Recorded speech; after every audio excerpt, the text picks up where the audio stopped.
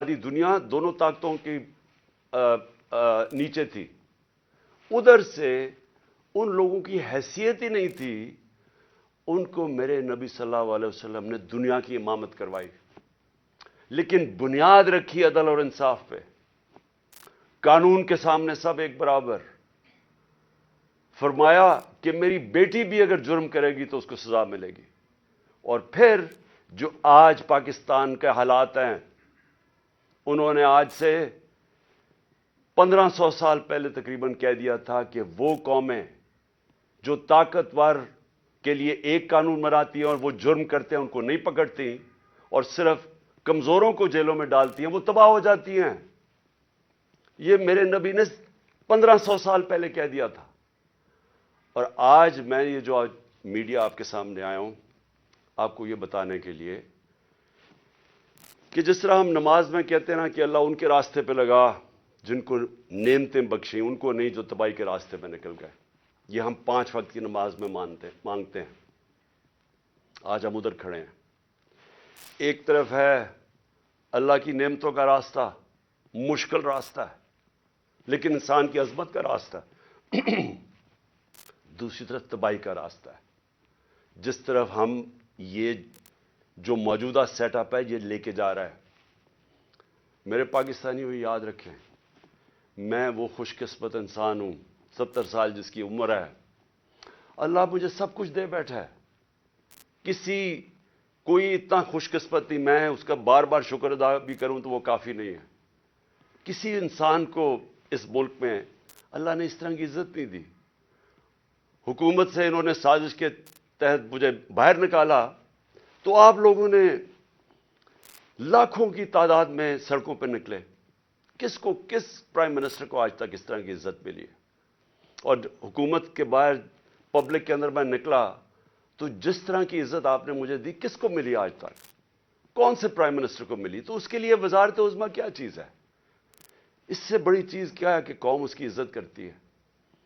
تو میں آج آپ کے لیے یہ کہنا چاہتا ہوں کہ دیکھیں، یہ آپ ایک بڑے خطرناک موڑ پہ کھڑے ہیں. اگر میری قوم میری آواز آج سن کے آپ جو اللہ نے ہمارے اوپر حکم دیا ہوا ہے جہاد کا، جہاد ہے کیا؟ پہلے میں یہ بھی کلیئر کر دوں، ظلم کے سامنے اور ناانصافی کے سامنے کھڑا ہونا جہاد ہے.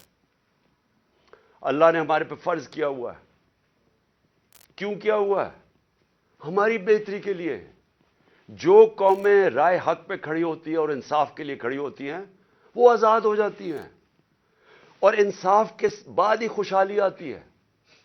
پہلے مدینہ کی ریاست میں عدل اور انصاف آیا، پھر خوشحالی آئی. نیلسن منڈیلا جو موجودہ بڑا ایک لیڈر میں مانتا ہوں، اس نے بڑی پتے کی بات کی.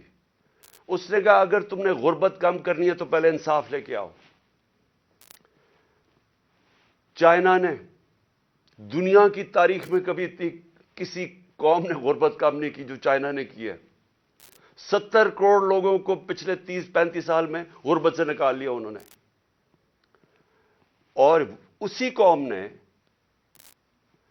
450 وزیروں کو کرپشن کے اندر جیل میں ڈالا. یعنی طاقتور وزیروں کو انہوں نے قانون کے نیچے لے کے آئے. تو جو خوشحالی ہوتی ہے وہ انصاف کے ساتھ ہوتی ہے. حضرت علی کا قول ہے کہ کفر کا نظام چل جائے گا لیکن ظلم اور ناانصافی کا نظام نہیں چل سکتا. جدھر ہم جا رہے ہیں یہ نظام نہیں چل سکتا اور نہیں چل رہا. آج پوچھے لوگوں کے حالات. آج کون سی قیامت آئی تھی کہ اپریل میں ہماری حکومت گئی ہے؟ 65 روپے کلو آٹا تھا، آج 135 روپے پہ پہنچ گیا یا اس سے بھی اوپر. کون سی قیامت آئی تھی کہ بجلی دگنی ہو گئی ہے؟ پٹرول ڈیزل دنیا عالمی مارکیٹ میں تو ان کی تیل کی قیمت کم ہے. کون سی قیامت آئی کہ یہ قیمتیں ان کی آج ادھر پہنچ گئی ہیں؟ کسانوں سے پوچھیں. کون سی قیامت آئی ہے کہ یوریا دگنا ان کو دے رہا؟ 60 ارب روپیہ کسانوں نے صرف گندم کی فصل کے لیے یوریا پہ ایکسٹرا خرچ کیا ہے ہمارے دور سے. تو کیا ہوا پاکستان؟ یعنی ہماری حکومت جانے سے اب تک یہ کیا ہوا کہ بجلی آج دگنی ہو گئی ہے؟ بجلی کے بل لوگوں سے پوچھیں، آج عوام سے پوچھیں تو صحیح ان کے حالات کیا ہیں، اور ابھی مزید اور مہنگائی آنے والی ہے۔ لیکن جو اس ملک کے طاقتور ڈاکو تھے، انہوں نے اربوں روپے کے اپنے کرپشن کے کیسز ختم کروا لیے، 1100 ارب روپے کے اپنے کرپشن کے کیسز ختم کروا دیے، اور قوم کو انہوں نے بھیج دیا تباہی کی طرف۔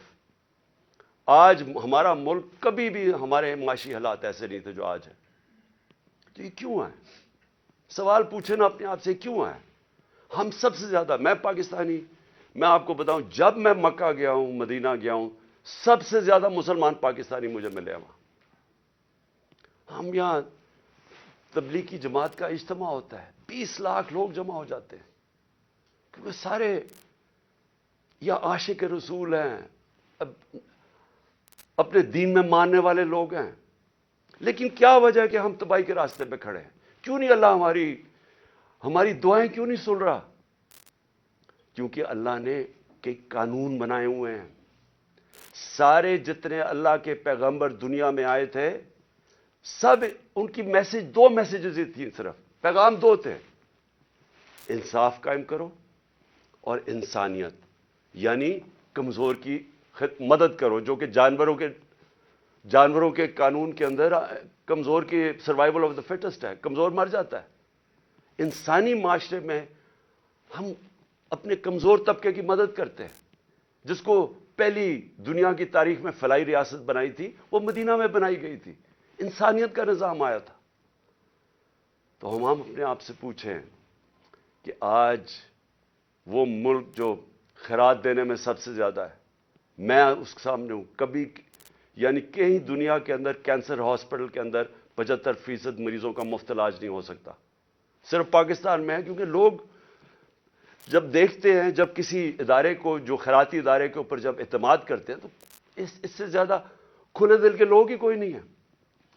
تو ہم وہ قوم ہیں جو ترستی ہے، جس کا نعرہ تھا کہ پاکستان کا مطلب کیا، لا الہ الا اللہ، عظیم نعرے۔ ہم نے اللہ سے دعویٰ کیا کہ اللہ تیرے سوا ہم کسی کے سامنے نہیں جھکتے، ہم آزاد لوگ ہیں، ہم نے آزادی کا دعویٰ کیا۔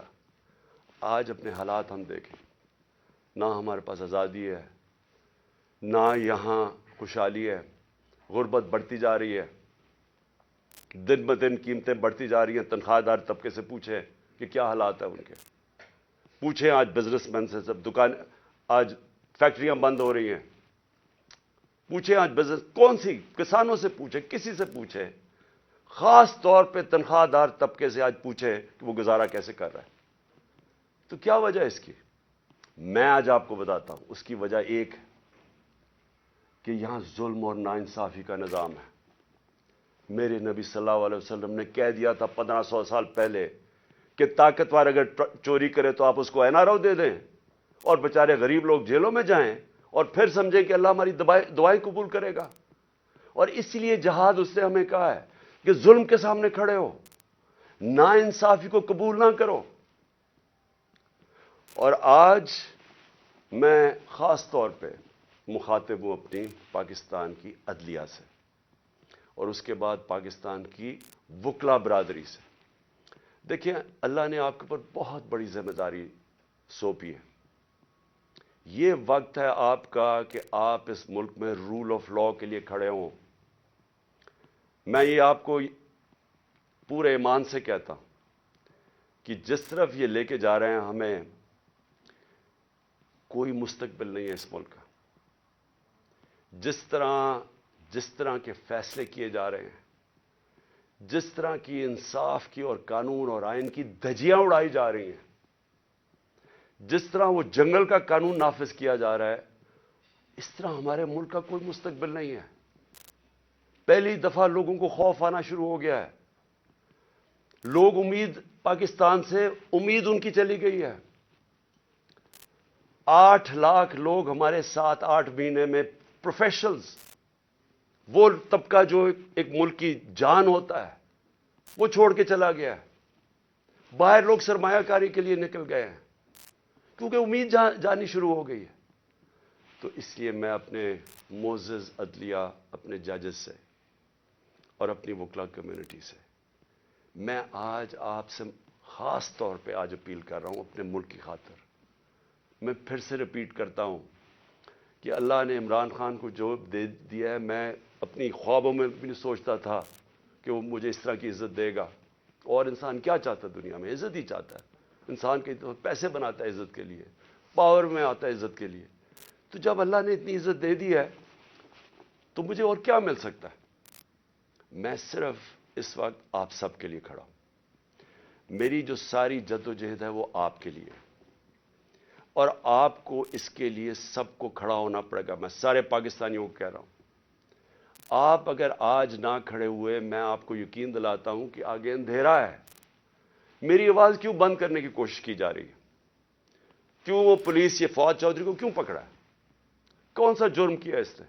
کوئی مجھے جمہوریت میں بتائے کہ یہ جرم ہوتا ہے کہ جو اس نے اس کو منشی کہہ دیا، اس کو چیف الیکشن کمیشن. کبھی اس کے اوپر بھی کسی جمہوریت میں پکڑا جاتا ہے؟ اعظم سعدی کا کیا قصور تھا؟ کیا اس نے کہہ دیا کہ جناب ایکس آرمی چیف نے NRO 2 دے دیا؟ تو یہ سینیٹر ہے، اس کی رائے ہے. یہ باقی اس ملک کی اکثریت سمجھتے ہیں کہ ٹھیک ہے. اس کو ننگا کر کے، تشدد کر کے، پھر وہ گندی ویڈیو، اور پھر اس کو پکڑ لیا، 30 FIR کاٹ دی. شہباز گل، ارشد شریف، جو ارشد شریف کی خبریں آتی ہیں کہ کس طرح اس سے کیا گیا. کیا بچہ جانتا ہے پاکستان میں کہ ارشد شریف جیسا خوددار، دیانتدار، کریڈیبل، ایک محب وطن شاید ہی کوئی صحافی آیا ہو، اس سے جو کیا ہے. اور یہ جو میرے اوپر قاتلانہ حملہ کس لیے کیا گیا؟ میں نے کون سا جرم کیا تھا؟ اور اس کے اوپر ابھی میں آتا ہوں جب میں باقی چیزیں بھی آپ کو سامنے رکھتا ہوں. لیکن میں آج اپنی قوم کو کہہ رہا ہوں کہ دیکھیں، آپ کا مستقبل آپ کے ہاتھ میں ہے. آپ ہیں اللہ کے بعد اس ملک کے وارث. آپ کو اپنی تقدیر اپنے ہاتھ میں لینی پڑے گی. یہ میرا وعدہ ہے کہ جب تک میں زندہ ہوں میں اس ملک کے لیے سٹرگل کروں گا. میں کیوں سٹرگل کروں گا؟ کیونکہ میں کبھی نہیں بھولتا کہ بچپن سے مجھے بتایا گیا ہمارے بڑوں نے کہ تم خوش قسمت ہو، تم آزاد ملک میں پیدا ہوئے ہو. وہ ہمارے بڑے سارے غلام ہندوستان میں پیدا ہوئے تھے. بچپن سے یہ ہمارے میں ڈالا گیا کہ یہ کتنا خوش قسمت سارے ہم ہیں، میری جنریشن، کہ ہم تو ایک آزاد ملک میں پیدا ہوئے. میں کبھی بھی جب دنیا میں باہر گیا، کرکٹ کھیلی، بڑا ٹائم گزارا ہے، پروفیشنل کرکٹ کھیلتا تھا، کبھی میرے ذہن میں یہ نہیں آیا کہ میں پاکستان کے علاوہ کسی اور ملک میں رہ سکتا ہوں. اور میں ابھی بھی جتنی میری باقی زندگی ہے اس ملک کے لیے. میں آپ کو یقین دلاتا ہوں کہ نہ مجھے کوئی جیل سے ڈر ہے. موت میں نے اپنے اتنے قریب سے دیکھی ہے کہ اتنے قریب سے دیکھی ہے. مجھے پورا اللہ پہ اعتماد ہے. میں لا الہ الا اللہ پہ ماننے والا انسان ہوں. جب اس کا فیصلہ ہوگا، قرآن شریف کے اندر آپ پڑھ لیں، آپ نہ آگے ہوتا ہے ٹائم نہ پیچھے ہوتا ہے. اس لیے مجھے کوئی فکر کسی کی نہیں ہے. اور مجھے کوئی یہ جو ہر وقت جیل لے کے جانے لگے ہیں، مجھے اس سے کوئی فکر نہیں ہے. اور نہ ہی میں آپ سب کو کہتا ہوں آپ کو یہ جیل سے ڈرنا نہیں چاہیے. جیل کا ڈراوے جی جیل میں ڈال دیں گے، ڈال دیں جیل میں، کتنوں کو ڈالیں گے. اس لیے میری قوم، آپ کو اگر اپنے آپ کو بچانا ہے،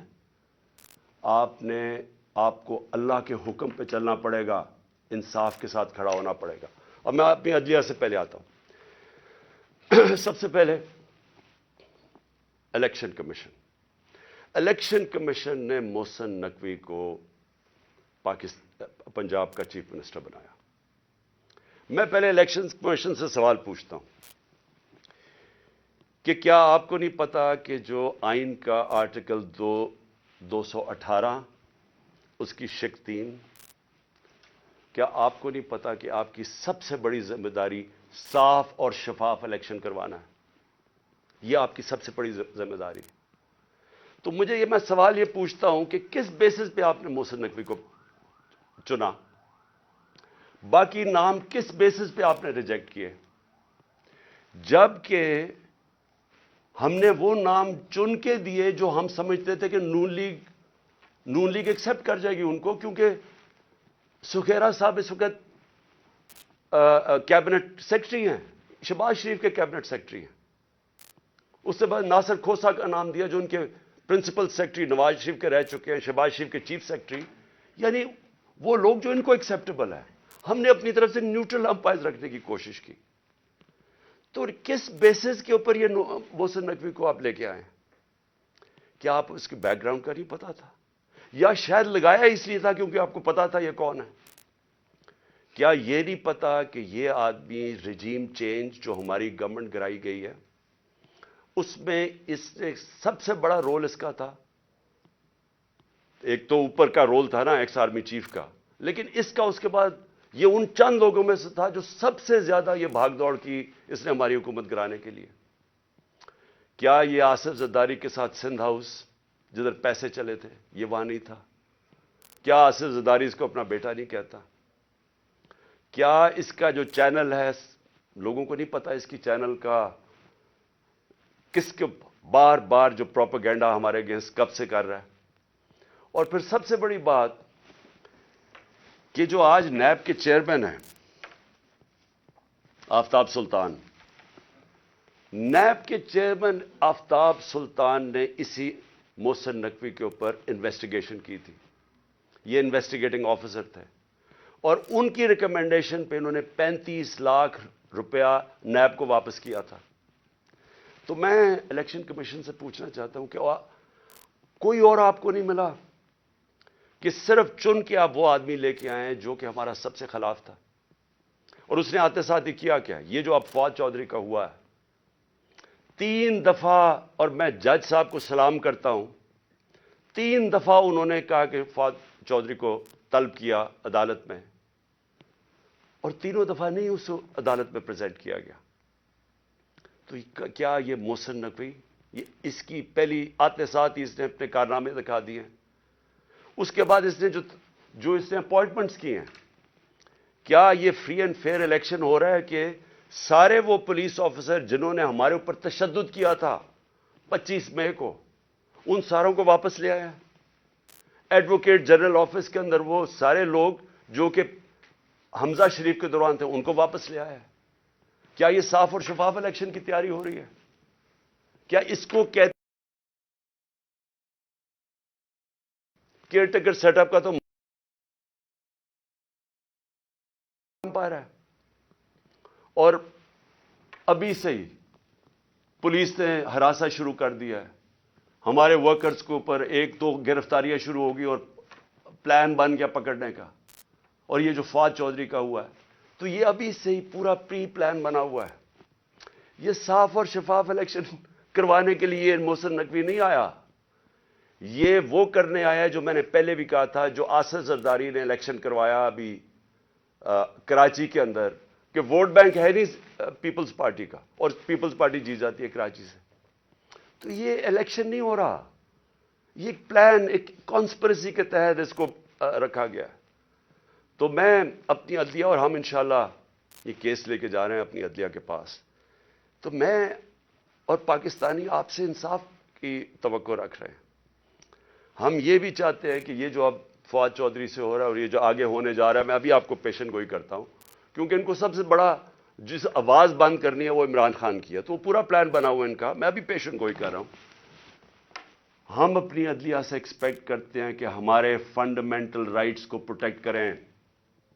یہ تاریخ وہ ہونے لگی ہے اگر ہماری عدلیہ نہ کھڑی ہوئی تو یاد رکھیں آج تک جسٹس منیر کو کسی تاریخ نہیں بھول سکی. وہ بڑے قابل آدمی تھے، لیکن ایک جگہ جدھر انہوں نے آئین اور قانون کے ساتھ کھڑا ہونا تھا وہ طاقتور کے ساتھ کھڑے ہو گئے. اس ملک نے بھاری قیمت ادا کی ہے اس کی، اور اس کے بعد قیمت ادا کرتے گئے. اس وقت قوم آپ سے ایکسپیکٹ کر رہی ہے، موزز ججز، قوم آپ سے ایکسپیکٹ کر رہی ہے کہ ہمارے حقوق کی حفاظت کریں، ہماری جمہوریت کو بچائیں. یہ جو اب تباہی مچنے لگی ہے ہماری جمہوریت کے اوپر اور جو ہو رہا ہے، میں آپ کو یقین دلاتا ہوں کہ میں مشرف کے مارشل لاء میں اپوزیشن میں تھا. 8 دن مجھے جیل میں ڈالا، تب بھی میں نے کبھی اس طرح کا ظلم، فیشزم، اس طرح کی میں نے کبھی ایک سٹیٹ کو اپریس کرتے ہوئے میڈیا کو، میڈیا کے لوگوں کو، ہمارے ورکرز کو میں نے کبھی ایسے نہیں دیکھا جو آج میں دیکھ رہا ہوں پاکستان کے اندر. تو اور مجھے افسوس سے کہنا پڑتا ہے کہ ہماری عدلیہ نے ہمارے فنڈامنٹل رائٹس کی حفاظت نہیں کی. اگر کی ہوتی تو آج یہی وہی جو 25 مئی والے وہ آفیسرز جنہوں نے تشدد کیا تھا، 3 بجے رات کے لوگوں کے گھروں میں گھس کے انہوں نے لوگوں کو پکڑ کے جیلوں میں لے کے گئے تھے، ظلم کیا تھا، لوگوں کو امبیرس کیا تھا. آرٹیکل 14 کانسٹیٹیوشن کا ہماری ڈگنیٹی، ہماری عزت پروٹیکٹ کرتا ہے. انہوں نے سارے لوگوں کو نہ چادر اور چار دیواری کا سوچا، نہ قانون کا سوچا، ظلم کیا. وہ آج آفیسر پھر واپس آ گئے. ہمارے پاس سوائے عدلیہ کے جانے کا کون سا راستہ ہے؟ دوسرا راستہ ہے سڑکوں پہ آ جائیں، دوسرا راستہ ہے ملک کو اور نقصان پہنچائیں جو یہ آگے پہنچا سکے ہیں. اس لیے میں اپنی عدلیہ سے ریکویسٹ کرتا ہوں. اور پھر میں ذرا 2-3 اور چیزیں بتا دوں. جے آئی ٹی، اب جے آئی ٹی بنی تھی، میرے اوپر قاتلانہ حملہ ہوتا ہے. پہلے تو 16 دن کچھ ہوتا ہی نہیں ہے، نہ کوئی investigation. Police F I R کاٹ کے دیکھ دیتی کہ صرف ایک شوٹر تھا اور دینی انتہا پسند نے اٹیک کیا تھا. جو میں پہلے سے ہی سپٹمبر اور اکتوبر میں نے کہہ دیا تھا کہ میرے اوپر واردات ہونے والی ہے اور نام لیں گے دینی انتہا پسند کا. پوری کانسپریسی بنی ہوئی مجھے قتل کرنے کی. میں پہلے کہہ بیٹھا تھا، مجھے پتا بھی تھا اس کے پیچھے کون ہے، اور میں نے ان کے جیسے ہوا میں نے ان کے نام لیے. اپنی حکومت ہوتے ہوئے، پنجاب پولیس ہمارے نیچے ہوتے ہوئے میں اپنی ایف آئی آر نہیں کٹوا سکا. اور مجھے پتا ہے میں کیوں نہیں کٹوا سکا، کیونکہ دوسری طرف طاقتور لوگ تھے. اور ہماری ملک کی تاریخ ہے کہ جب طاقتور کا کمزور سے مقابلہ ہوتا ہے تو انصاف نہیں ہوتا. تو لیکن جو جے آئی ٹی کی رپورٹ ہے یہ ذرا سننے والی چیزیں ہیں. اور پھر کیسے اس جے آئی ٹی کو آپ آتے ساتھ ہی حکومت نے پہلی چیز کی ہے جے آئی ٹی بند کی ہے. یہ کس قانون کے تحت کی ہے؟ جے آئی ٹی تو پنجاب کی جے آئی ٹی تھی، فیڈرل گورنمنٹ تو جے آئی ٹی نہیں بنا سکتی. اور جے آئی ٹی کی فائنڈنگز، جو فائنڈنگز سامنے آئی ہیں ذرا یہ سن لیں، اس کی وجہ سے یہ بند کی گئی ہے. میں ذرا آپ کو بتانا چاہتا ہوں ساری قوم کو کہ میرے اوپر جو حملہ ہوا تھا، جب انہوں نے ایف آئی آر کٹائی پولیس نے، میری نہیں کاٹی، انہوں نے کہا تھا ایک شوٹر ہے. ذرا آپ یہ سنیں، اب تک جے آئی ٹی نے جو عدالت میں جو رکھ چکی ہے، جو عدالت میں چیزیں رکھ چکی ہیں وہ ذرا سنیں. سب سے پہلے انہوں نے یہ کہا جو کہ ڈی پی او گجرات تھا غضنفر حسین،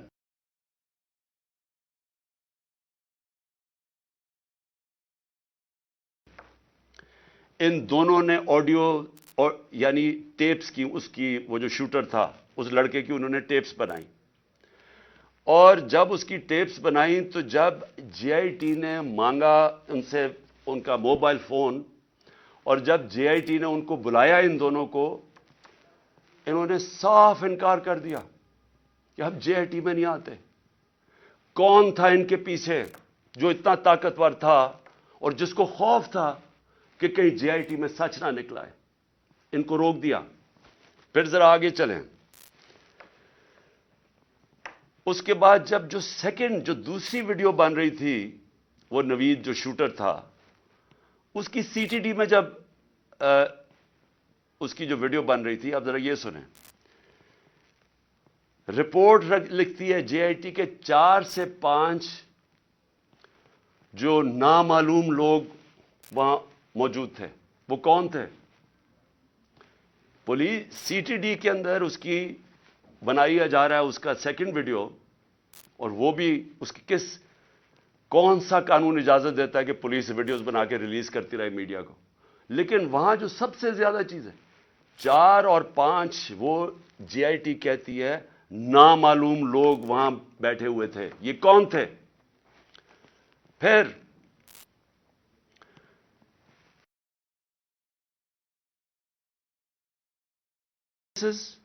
جو گواہ دیکھتے ہیں وہ شوٹر کو 3، ایک فورینزک کے ذریعے، اور ایک پھر فورینزک کے ذریعے یعنی کہ جو خول ملے تھے ان کی گولیوں کے، وہ 3 جگہ سے ملے، اور کرائم سین رپورٹ جو تھی ان سب نے ثابت کیا کہ 3 شوٹر تھے. یعنی جو انہوں نے رپورٹ بنائی تھی کہ صرف ایک دینی انتہا پسند نے قتل کرنے کی کوشش کی، اس کو سب کو رد کر دیا. اس لیے یہ آتے ساتھ ہی انہوں نے جے آئی ٹی بند کی، کیونکہ میں نے نام تو ایک شہباز شریف کو رانا ثناء اللہ کا لیا ہوا ہے، اور وہی بیٹھے ہوئے ہیں فیڈرل گورنمنٹ میں، اور انہوں نے آ کے انہی کے نیچے اب جے آئی ٹی بنے گی. اس لیے میں نے پہلے دن کہا تھا کہ چیف جسٹس صاحب آپ کے نیچے اگر انکوائری ہوگی تو شاید انصاف ملے. ان کے ہوتے ہوئے، اور وہ جو ایجنسی کا آفیسر ہے ڈرٹی ہیری، مجھے کوئی امید انصاف کی نہیں تھی. اور وہ آپ ذرا دیکھیں کہ جو اس جے آئی ٹی نے جو چیزیں بھی نکالی اس کے اوپر بھی ذرا دیکھیں کہ انہوں نے کس طرح اس کو بند کرنے کی کوشش کی. پھر یہ ثابت ہو گیا کہ جو لڑکا نوید تھا وہ کوئی دینی انتہا پسند نہیں تھا، اور اس کو ٹریننگ دی گئی تھی پسٹل شوٹنگ کے اندر. کوئی پسٹل شوٹنگ ایسے نہیں کرتا کہ سیدھی ایسے ریپڈ فائر کرے، وہ ٹرینڈ تھا. اور جو 5ویں چیز سامنے آئی، 4 جے آئی ٹی ممبرز کے اوپر پریشر ڈالا گیا. کس نے ڈالا؟ اور انہوں نے اپنی چینج کی رپورٹ، جو عدالت میں جو تھی رپورٹ، اس کی فائنڈنگ چینج کر دی. اور پھر کیا ہوتا ہے، جو پروسیکیوٹر جنرل ہے،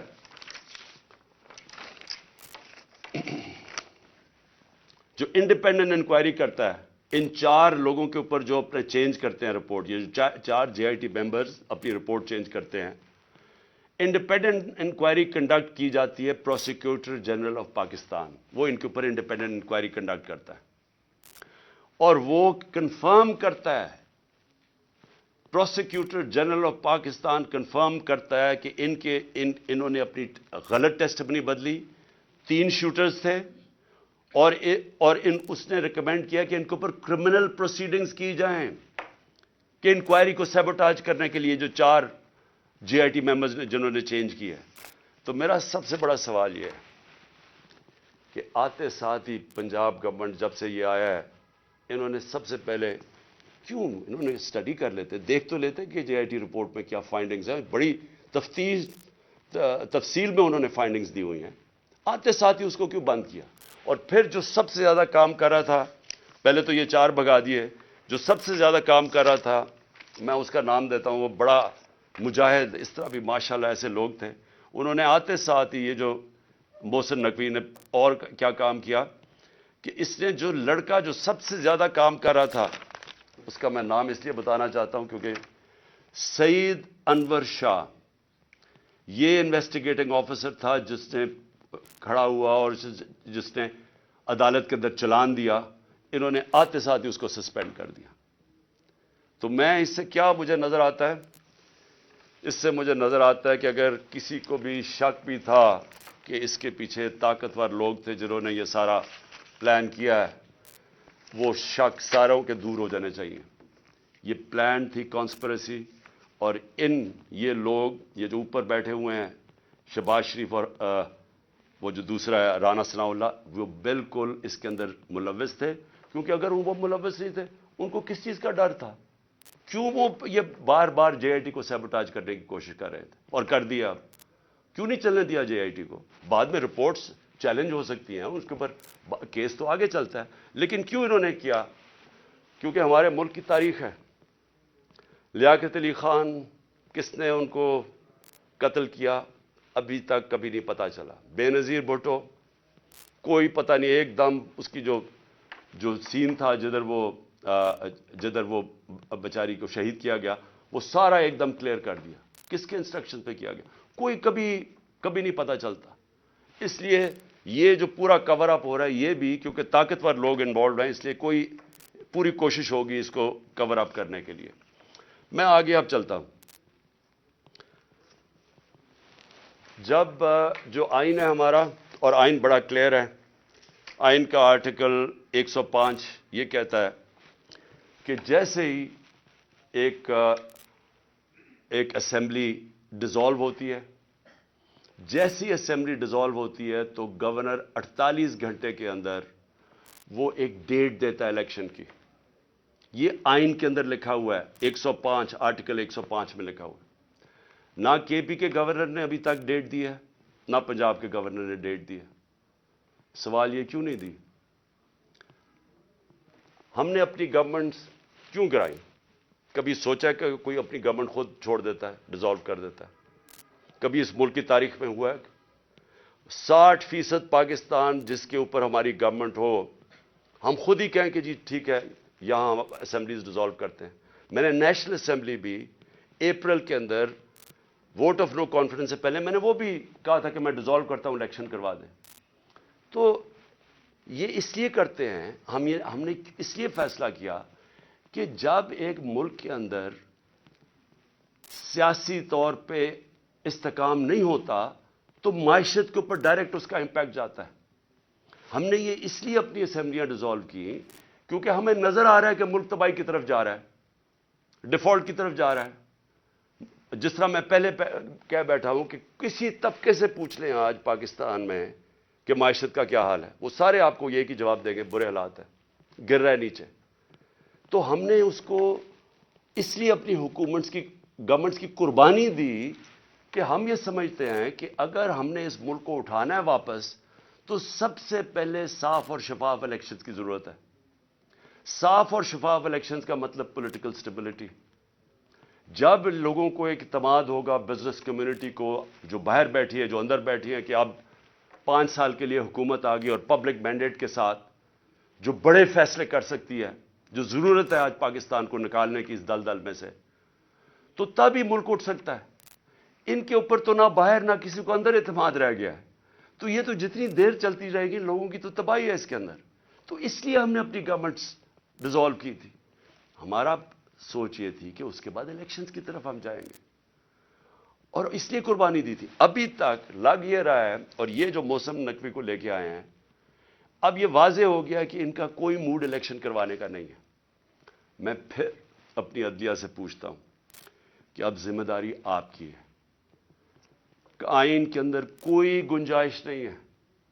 جیسے ہی گورنمنٹ ڈیزالو ہوتی ہے, آرٹیکل 105 105 واضح طریقے سے کہتا ہے کہ 90 دن کے اندر آپ نے الیکشن کروانے. اب ذمہ داری آپ کی ہے, کیونکہ آپ کو دنیا دیکھ رہی ہے آپ کی طرف کہ کیا یہ آپ کریں گے یا نہیں کریں گے. کیونکہ میں پھر سے کہتا ہوں کہ مجھے افسوس سے کہنا پڑتا ہے کہ ہمارا ملک وہ نہیں بن سکا جو بننا چاہیے تھا. اور اس کی بہت بڑی وجہ یہ ہے کہ یہاں کبھی بھی رول آف لا نہیں ہوا, یا طاقتور ہمیشہ قانون سے اوپر ہے. تو یہ بار بار جب ہم ان سے بھی پوچھتے ہیں, یہ جو بیٹھے ہوئے ہیں اس وقت امپورٹڈ گورنمنٹ ایک ہارس ٹریڈنگ کے ذریعے رشوت دے کے خرید و فروخت کر کے آج بیٹھے ہوئے ہیں اوپر, یہ بھی کہتے ہیں جی ہو جائے گا, کوئی چیز ہو جائے گی, آگے چلے جائے گا الیکشن. بھئی کیسے چلے جائیں گے؟ آئین ہے یا نہیں ہے؟ اگر آپ کا ملک کے اندر آئین ہے اور کوئی قانون ہے تو پھر تو یہ آگے جا ہی نہیں سکتے 90 دن سے. تو یہ بھی آج میں اپنی عدلیہ کو کہنا چاہتا ہوں کہ اب آپ کے اوپر بہت بڑی ذمہ داری آنے والی ہے, کیونکہ یہ جو محسن نقوی کو لے کے آئے ہیں اس کو کوئی ان کا نہیں نظر آ رہا کہ یہ الیکشن کروائیں گے. پھر میں آخر میں اپنی قوم سے بس یہ بات کر کے اپنی بات ختم کرتا ہوں کہ دیکھیں, میں جس طرح شروع کیا تھا کہ اللہ میرے پہ بڑا مہربان رہا ہے, میں اس کا شکر ادا جتنا بھی کروں کم ہے, کہ مجھے تو اس ملک میں جو آپ نے عزت دی وہ کسی کو دی نہیں پہلے. لیکن میں ایک چیز جانتا ہوں کہ میں کسی صورت اگر کسی کا خیال ہے کہ میں ان چوروں کے نیچے مان جاؤں گا ان کی غلامی, میں واضح کر دوں کہ آخری گیند تک لڑوں گا, آخری اپنی سانس تک ان کا مقابلہ کروں گا. کوئی مجھے نہ جیل اور نہ یہ جو ڈراتے رہتے کوئی فکر نہیں ہے. اللہ نے ایمان دیا ہے, ایمان کی قوت دی ہے, اور سب سے بڑی قرآن کی آیت ہے کہ جو لوگ ایمان لے آئے اللہ ان کے خوف دور کر دیتا ہے, ان کو آزاد کر دیتا ہے. میں ایک آزاد انسان ہوں, میں کبھی غلامی کسی کی نہیں مانتا. میں لا الہ الا اللہ میرے دل میں ہے. میں نے اللہ کے سامنے دعویٰ کیا ہوا کہ اللہ تیرے سوا کوئی خدا نہیں ہے. کوئی خوف کے بت کی میں پوجا کرتا نہیں، اور نہ آپ کو کرنی چاہیے. کیونکہ میں ایک مثال دیتا ہوں ہمیشہ لوگوں کو، کیونکہ اسلام کی تاریخ آپ پڑھیں تو جو سب سے دردناک اور تکلیف دہ واقعہ وہ ایک ہی ہے. جس طرح حضرت امام حسین کی شہادت ہوئی، اور میں ہمیشہ یاد کراتا ہوں لوگوں کو کہ کوفہ کے لوگوں کو انہوں نے تو بلکہ دعوت دی تھی امام حسین کو، ان کو پتا تھا وہ راہ حق پہ ہے، ان کو پتا تھا کوفہ کے لوگوں کو، لیکن یزید کے خوف کے ظلم کے خوف کی وجہ سے انہوں نے اتنا بڑا سانیہ ہونے دیا اسلام میں. آپ بھی یہ خوف کا بت توڑ دیں، میری طرح آزاد ہو جائیں، اور کسی صورت ان کو نہ قبول کریں. مجھے جو صرف ایک افسوس ہے کہ میں جب سیاست شروع کی تھی 26 سال پہلے، تو میں یہ سمجھتا تھا کہ دو طرح کے طبقے پاکستان میں ہیں. ایک وہ طبقہ ہے چھوٹا سا جو اس ملک کا پیسہ چوری کر کے باہر لے جاتا ہے. ان کے پاس اربوں ڈالر باہر پڑے ہیں، بڑے بڑے پراپرٹیز، مے فیئر سب سے مہنگے علاقے میں لنڈن میں پراپرٹی ہے، بیٹا ون ہائیڈ پارک وہ سب سے مہنگا علاقہ ہے. آف شور اکاؤنٹس میں ان کے پیسے پڑے ہوئے ہیں. تو میں ان کو تو پاکستان نیچے جاتا ہے، ان کو کیا ہوگا؟ جب مشکل پڑتی ہے جہاز پکڑ کے باہر چلے جاتے ہیں. تو ایک ایسا طبقہ چھوٹا سا بیٹھا ہوا ہے، ہر وقت پیسہ اس ملک سے چوری کر کے باہر لے جاتا ہے. ٹیکس بزنس مین ہے، ٹیکس چوری کیا وہ باہر. ریل اسٹیٹ کے اندر بیٹھے ہوئے لوگ جیسی پیسہ بنتا ہے حوالے ہنڈی سے پیسہ باہر. تو ان کو کوئی تکلیف نہیں ہے کہ پاکستان نیچے جاتا یا نہیں. ان کو تکلیف نہیں ہے کہ ہم غلامی کریں، کبھی کسی کی غلامی جو آج تک کرتے آئے ہیں، ان کو فکر نہیں ہے، کیونکہ ان کا سٹیٹ پاکستان میں نہیں ہے. اور اس لیے میں ان کے خلاف نکلا تھا آج سے 26 سال پہلے، اور اس لیے جب تک میرے میں سانس ہے میں ان کا مقابلہ کروں گا. لیکن ایک دوسرا طبقہ جن کا جینا مرنا پاکستان میں ہے، وہ اکثریت اس ملک کی عوام ہے. اور اس ملک کے وہ ادارے ہیں، وہ ادارہ جس کو پتا ہے کہ اگر یہ ملک کی معیشت نیچے جاتی ہے تو سب سے پہلے نقصان اس ادارے کا ہے. آج سری لنکا کے اندر آئی ایم ایف نے حکم دیا سری لنکا کو کہ اپنی جو سری لنکا کی فوج ہے اس کا آدھا کرو. مصر کے اندر آئی ایم ایف نے حکم دیا ہے کہ اپنی فوج کی فضول خرچیاں کم کرو. تو کیا وہ جب ہم جو یہ امپورٹڈ حکومت ہمیں اپنے گھٹنوں پہ لے آئی ہے، اپریل میں پاکستان کدھر کھڑا تھا؟ صرف اکنامک سروے آف پاکستان آپ دیکھ لیں، اور آج کدھر ہے.